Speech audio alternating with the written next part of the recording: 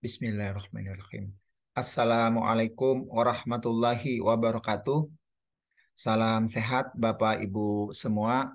Em, Yang kami hormati Bapak Pembina Forkom, yang kami hormati Bapak Ketua Forkom beserta jajaran, yang kami hormati Bapak Ibu peserta lokakarya kurikulum di Polinema saat ini yang telah ikut menyaksikan presentasi materi kami. Eh, Kami dalam hal ini mohon maaf sebesar-besarnya karena izin tidak dapat bergabung dengan Bapak Ibu sekalian. Namun nanti dalam hal penambahan materi ataupun diskusi nanti akan dibantu juga oleh insya Allah dibantu oleh Pak Bambang yang insya Allah hadir di tengah-tengah kita dan juga mungkin nanti bila mana ada masukan dari Bapak Ibu yang lain. Baiklah, kami akan mencoba memaparkan materi kami. Adapun materi yang akan kita sampaikan saat ini berjudul sertifikasi kompetensi lulusan diploma PTV bidang pertambangan. Di sini sebetulnya disampaikan oleh kami berdua, kami sendiri Reza Difajar dan Pak Bambang Heriadi selaku koordinator bidang vokasi BPP Forkopindo ya. Adapun Bapak Ibu, kerangka penjelasan kami diantaranya adalah meliputi definisi ataupun lingkup dari PTV itu sendiri, pendidikan tinggi vokasi, kemudian adalah tingkatan ataupun level pengakuan PTV, yang ketiga tentang jabatan kerja, dan yang keempat itu adalah tentang skema kompetensi yang memang menjadi inti yang akan kita bahas. Mungkin kita coba flashback karena Bapak Ibu tentunya eh, dari diskusi juga cukup banyak yang ingin menambahkan, sehingga kami menambahkan info tentang apa itu PTV. Jadi PTV ini Bapak Ibu dulunya kan namanya adalah TVET ya. TVET ini adopsi dari Swiss. Kemudian kita berubah menjadi sekarang sebutannya adalah Pendidikan Tinggi Vokasi atau PTV. Nah, dulu itu kalau tidak salah tahun 76 itu dan sampai tahun akhir 2000 akhir 1990-an gitu ya. Itu kebanyakan masih berbentuk diploma 1 dan 2 saja begitu. Namun sekarang sudah berkembang. Nah, kemudian penyelenggaranya itu cukup beragam. Jadi yang pertama itu tentunya dari Kemendristekdikbud saat ini ya. Lalu ada kementerian lain, jadi di tempat kita kan ada SDM dan lain sebagainya. Kemudian pemerintah daerah dan juga swasta ataupun dari pihak perusahaan. Lalu bentuk PTV di Indonesia saat ini yang diploma ya Pak, Bapak Ibu ya. Itu diantaranya adalah akademi. Akademi ini ya seperti akademi bidan dan seterusnya. Kalau uh, dulu di Banjarbaru di tempat kami ada namanya Akademi Pertambangan Nasional ya, ATPN ya.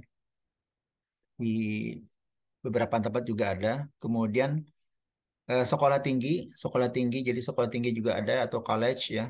Kemudian akademi komunitas atau community college itu ada beberapa AKN ya di Indonesia sebagai penyelenggara PTV dan terakhir adalah bentuk politeknik atau politeknik. Di sini kami sampaikan informasi Bapak Ibu bahwa istilah politeknik ini ada dua pengertian. Jadi politeknik secara nama sebagai branding ataupun politeknik sebagai memang dia adalah terminologi keilmuan.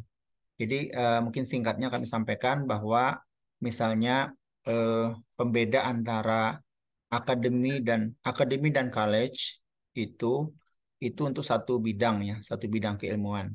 Sedangkan politeknik itu untuk beberapa bidang keilmuan. Jadi kalau di tingkat diploma itu ya sering disebut akademi seperti itu. Kalau sudah tingkatan S1, S2 dan seterusnya itu sekolah tinggi kan biasanya ya, ataupun institut.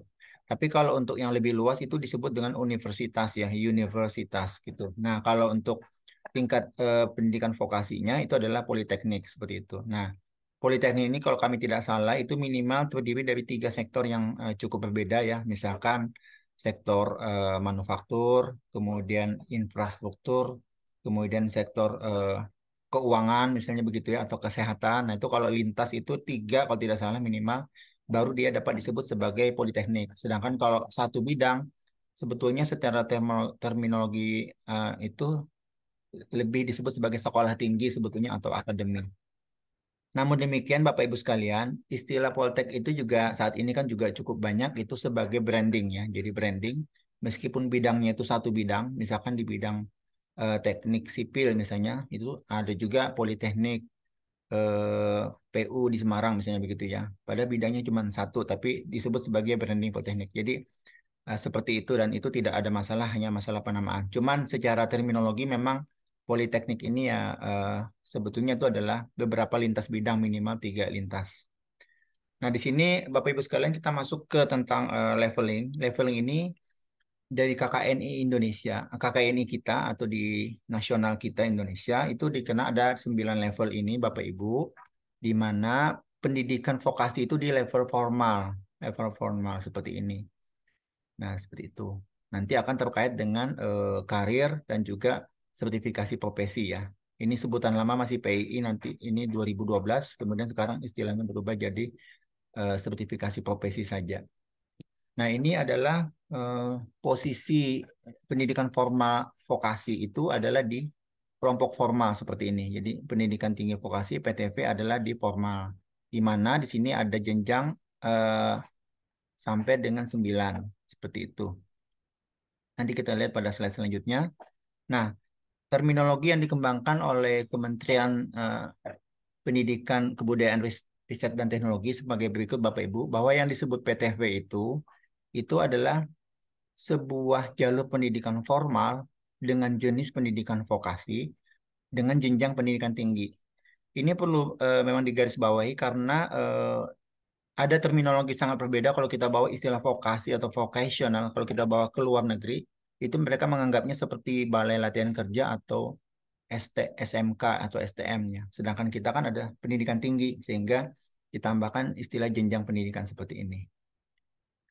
Nah, di sini Bapak Ibu sekalian, kalau untuk di Indonesia di nasional kita, itu vokasional itu bisa dari SMK atau STM, kemudian diploma 1 2 yang orisinalnya dulu ya datangnya di tempat kita. Baru kita kemudian sekitar tahun 1996 kalau tidak salah sejarah nasional itu banyak diangkat jadi D3. Sebagian tetap dipertahankan, sebagian diangkat jadi D3 dan belakangan lagi itu muncul lagi sekitar tahun 2000-an banyak sekali berkembang diploma 4 jadi sebagai lanjutan vokasi. Kemudian lalu loncat ke master terapan dan dokter terapan. Nah, sepengetahuan kami yang cukup agak banyak itu di master terapan yang khususnya di ilmu komputer ataupun teknik sipil itu sudah ada beberapa politeknik yang membuat program studi master terapan ya. Di sini adalah apa namanya yang menjadi eh, part yang akan kita bahas yaitu adalah pendidikan tinggi vokasi. Jadi di atas SMA ya Bapak Ibu ya. Nah di sini untuk apa namanya original skema atau sertifikasinya sendiri itu sebetulnya bisa malah turun sampai dengan ke tingkat SMK atau STM. Nah, di sini jadi mulai dari level diploma 4 atau sarjana, lalu diploma 1 2 3 tadi dan juga tingkat sertifikat. Atau bisa juga sertifikat itu didapatkan setelah lulus SMA atau STM, SMK, baru kemudian ada pendidikan 6 bulan seperti itu ya, atau 3 bulanan, lalu mendapat sertifikat. Jika pendidikannya itu eh, sampai 8 bulan ke atas bisa dianggap setara dengan diploma 1. Nah, ini adalah penjelasan level-level. Nanti Bapak Ibu bisa sudah pernah mendapatkan juga dalam KKNI ya. 4 5. Untuk diploma 3 Bapak Ibu itu di level 5 ya, diploma 2 di level 4. Nah, Bapak Ibu sekalian, kalau kita pergi ke negara tetangga kita ataupun ke luar negeri, itu maka kita akan mendapat variasi apa yang dimaksud dengan pendidikan tinggi vokasi begitu ya Bapak Ibu ya. Di Indonesia itu ada pendidikan vokasi, tapi ini bukan tinggi tapi vokasi biasa. Baru kemudian diploma 1 2 3 dan 4 seperti itu. Nah, kemudian pengalaman kami bekerja sama dengan beberapa penyelenggara pendidikan vokasi di luar negeri. Untuk di Eropa itu mereka lebih concern diploma 1 dan 2 maksimum. Jadi tidak sampai I3 eh, sehingga ini apa nah seperti halnya di Prancis ya di Fachhochschule gitu atau Duale Hochschule mereka juga mendapatkan sampai dengan diploma 2 jadi tidak lebih dari itu. Kemudian mereka akan langsung pergi ke applied engineering yang setara dengan bachelor ataupun magister. Kemudian Bapak Ibu kalau kita lihat di apa namanya di Amerika Serikat gitu. Itu ada dua pendekatan. Jadi mereka ada yang mengambil yang sangat populer itu sebagai akademi komunitas atau community college. Itu sampai dengan diploma 2. Kemudian yang di diploma 4-nya itu lebih cenderung seperti bachelor ya. Jadi applied bachelor. Tapi bisa dikategorikan sebagai advanced diploma ya. Nah, kemudian untuk di daerah Kanada, ini kami juga pernah berkesempatan kerjasama dengan mereka. Kalau di Kanada itu memang dia mirip ya dengan di Amerika, cuman yang community college-nya itu sebagai diploma, satu dua, kemudian applied bachelor-nya sebagai advanced diploma, seperti itu. Nah, kalau Australia, Australia itu menurut pandangan kami setelah kami bekerja sama, itu mereka ada namanya level sertifikat dulu. Sertifikat itu setelah lulus dari tingkatan SMA atau high school, baru kemudian diploma setelah itu. Setelah sertifikat baru diploma ataupun advance diploma. Dan paketnya itu lebih durasinya lebih pendek daripada diploma yang di tempat kita Indonesia.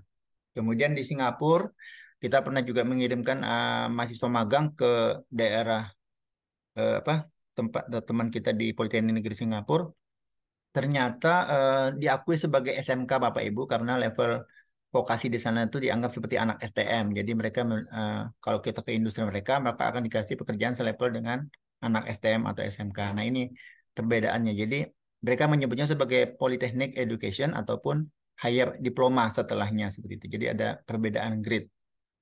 Nah, bagaimana dengan jabatan kerja Bapak Ibu? Nah, kalau kita biasanya pendidikan vokasi itu yang paling dekat dengan jabatan kerja di mana kita penyedia tenaga kerja yang paling dekat aspeknya ke industri. Terminologinya kalau industri itu adalah tempat ladang ini ya, lapangan pekerjaan. Nah, biasanya kalau kita mengambil jalur akademik, dia harus lulus dulu sarjana ya baru ke sini ya. Tapi kalau untuk pendidikan vokasi tidak perlu sebenarnya sampai sarjana. Jadi ada proses yang langsung bisa dilakukan dan nanti ujung-ujungnya sampai sertifikasi itu bisa dilakukan. Nah, ini penekanannya pada kompetensinya ya. Nah, di sini Bapak Ibu, kompetensi yang dimaksud itu tentunya adalah mengikuti standar-standar ya atau ukuran yang disepakati. Ini yang menurut definisi dari BNSP ini sebetulnya.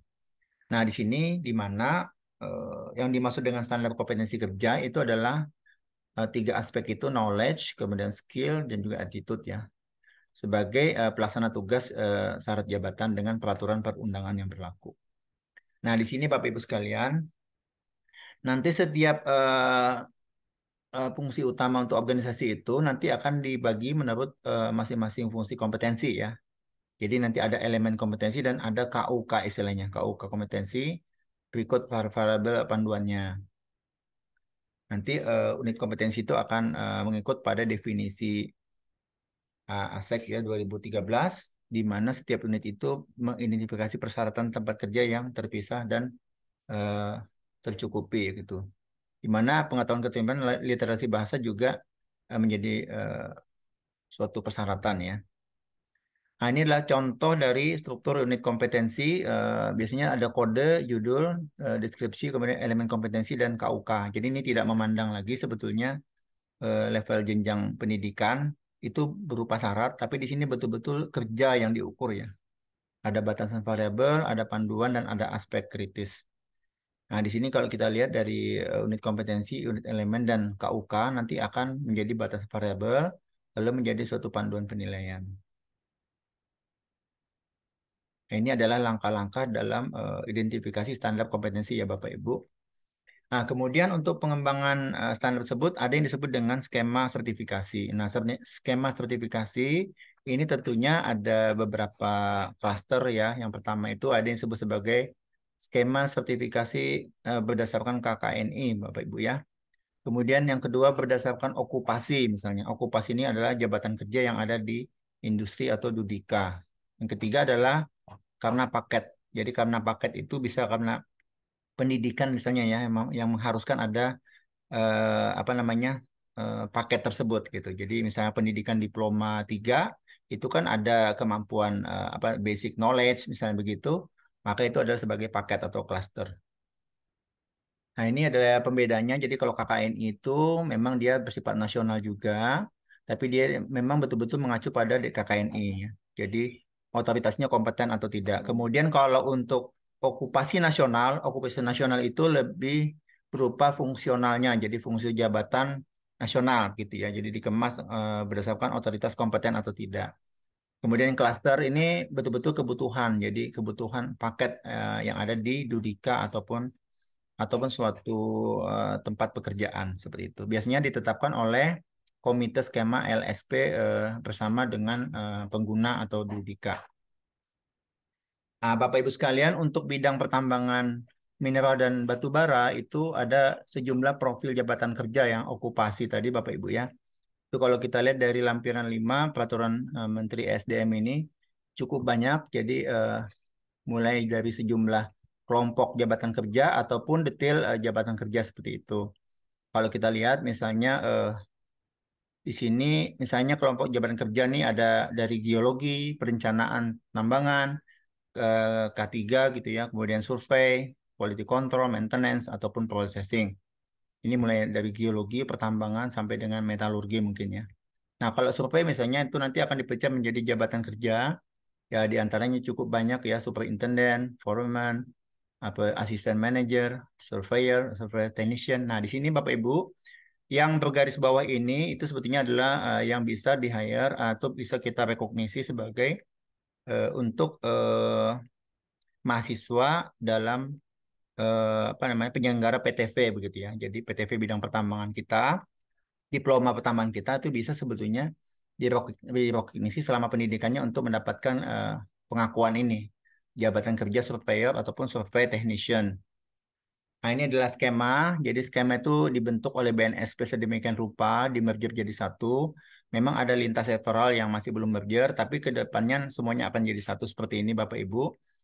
Eh, di mana nanti ada mekanisme harmonisasi, kemudian juga ada lisensi, kemudian juga ada kategori LSP. Jadi ada tiga jenis LSP ya, Bapak Ibu, P1, P2, dan P3 ya. Nah, di sini adalah proses lisensi yang terjadi nanti akan ada asesornya di qualified atau tidak nanti dilihat baru nanti dapat pengakuan lembaga sertifikasi profesinya atau LSP-nya seperti itu. Maaf tadi untuk LSP ini ada tiga macam Bapak Ibu. Jadi LSP ini ada yang disebut LSP P1 itu adalah LSP biasanya untuk dunia pendidikan gitu ya. Jadi hanya bisa mensertifikasi mahasiswa termasuk tadi yang technician ataupun petugas K3 dan seterusnya itu bisa kita rekognisi mahasiswa kita sebelum mereka lulus seperti itu. Kemudian P2 ini adalah lembaga sertifikasi profesi untuk kalangan perusahaan biasanya. Jadi misalkan PT Astra ataupun Sukopindo gitu untuk karyawannya maka mereka bisa mengeluarkan sertifikat yang diakui BNSP ya Bapak Ibu. Kemudian P3. Kalau P3 ini adalah sertifikasi yang terkait dengan asosiasi. Yang ini yang cukup banyak masyarakat yang bikin apa asosiasi yang membuat sehingga P3 inilah sebetulnya paling banyak dan P3 ini sebetulnya adalah lanjutan dari P1 dan P2. Jadi pada P2 pada saat mereka keluar karyawan dari lingkup kerjanya beda perusahaan bisa masuk disambung ke P3 ataupun mahasiswa yang sudah lulus sudah mendapatkan sertifikasi selama pendidikan seperti di tempat kami misalnya Politeknik Negeri Banjarmasin di semester 5 atau semester 4 mereka sudah dapat satu dua sertifikat. Nanti setelah lulus mereka nggak bisa lagi melakukan sertifikasi perpanjangan ataupun penambahan itu di tempat kami harus di P3 seperti itu. Ataupun di P2 kalau bekerja di suatu perusahaan. Ini adalah contoh kami sampaikan Bapak Ibu sebagian kecil beberapa apa namanya beberapa contoh skema sertifikasi yang telah ada pada PTV bidang pertambangan. Ini sebagian. Jadi misalnya kalau teknis survei taman terbuka gitu ya itu. Kemudian pengawas lingkungan atau ahli K3 muda itu sudah ada sebetulnya di Politeknik Negeri Banjarmasin. Cuma khusus untuk yang ahli K3 muda ini kalau tidak salah dicabut ya karena adanya perubahan RPL untuk 2 skema baru sehingga ini kemarin apa namanya sementara di pending tapi nanti akan insya Allah akan aktif lagi. Kemudian di tempat lain ada nih ada Politap itu juga kemarin mencoba membuat skema petugas sampling kalau kami tidak salah mohon koreksi nanti dari Politap. Kemudian ada juga K3 juga sebetulnya Politap itu meng-hire P3 ya. Dan ini untuk yang petugas sampling ini masih tahap pengusulan. Kemudian ada juga ahli atau petugas K3 untuk di PEP sebetulnya ya. Mohon maaf ini salah. Instansinya adalah Minerba dan ini sudah terlisensi kalau tidak salah dan statusnya adalah sebagai P3. Nah, ini adalah beberapa contoh yang kami dengar itu sebenarnya juga masih ada beberapa lagi seperti di penyelenggara PTV lainnya ya di AGV misalnya atau di Akamigas gitu itu juga ada dan beberapa perusahaan juga ada sebetulnya yang bisa kita kerjasamakan dengan mereka selama mahasiswa pada saat mahasiswa kita dalam pendidikan. Jadi tidak artinya sertifikasi yang kita maksud ini, sertifikasi PTV ini adalah sertifikasi sebelum mahasiswa kita itu lulus. Kemudian, nah Bapak Ibu sekalian, kita sampai pada akhir caption. Di sini catatan kami adalah pertama, profil jabatan kerja bidang pertambangan mineral dan batu bara itu yang tadi yang dikeluarkan oleh SDM itu sebenarnya bisa dijadikan acuan pengembangan penyelenggaraan institusi PTV pertambangan. Di mana pendidikan diploma kita kan cukup bervariasi ya, dan memang ada kebebasan dalam penentuan kurikulum. Ada yang menganut 80% praktek gitu ya, biasanya yang diploma 2, diploma 1. Ada yang menganut 60% praktek itu ya diploma 3 ataupun diploma 4. Nah, tapi kalau bisa mengacunya ke profil jabatan, jangan terlalu akademik seperti itu. Kemudian yang kedua adalah perlu adanya optimalisasi penyiapan sertifikasi. Karena ini kan kalau kita lihat Bapak Ibu sekalian, program studi lain itu sudah cukup maju gitu ya. Saya ambil contoh saja misalnya teknik mesin, teknik elektro ataupun teknik sipil gitu. Mereka sudah 2, 3 sertifikasi ya di semester 3 dapat, semester 4-nya dapat gitu. Nah untuk pertambangan sepertinya kita Bapak Ibu mungkin masih perlu menambah karena ini kalau kita nyatakan sebagai syarat kelulusan tentunya lulusan kita memang tepat sasaran karena pendidikan vokasi itu kan yang paling dekat sebetulnya dengan industri. Kemudian ketiga adalah tentang sharing skema. Jadi pada kesempatan ini kami juga sampaikan himbauan kepada kita semua Bapak Ibu bahwa daripada kita masing-masing capek-capek berjuang membuat skema sertifikasi, alangkah baiknya kalau kita melakukan nanti kerjasama sharing skema. Jadi skema yang misalkan yang berdarah-darah dibuat di Politap misalnya gitu, tentang K3 misalnya begitu. Itu sudah ada sebetulnya di apa PEP misalnya gitu ya. Ataupun teknik sampling apa gitu ya. Itu sudah ada di AGP misalnya begitu ya. Nah, ataupun ada di Politeknik Banjarmasin. Nah, hal seperti itu bisa di-sharingkan sehingga nanti itu apa namanya bisa lebih mudah kita sehingga tinggal peminjam karena pinjam skema itu boleh sebetulnya Bapak Ibu antar instansi. Demikian Bapak Ibu kira-kira pemaparan dari kami semoga bermanfaat. Mungkin untuk diskusi dan tanya jawab kami izin minta wakilkan ke Pak Pak Bambang yang menjawab atau menampungnya dan mungkin juga nanti bisa dibantu Ibu Desi mungkin sebagai master asesor dari Politeknik Banjarmasin bila mana ada tambahan. Demikian Bapak Ibu presentasi dari kami ucapkan terima kasih atas perhatiannya.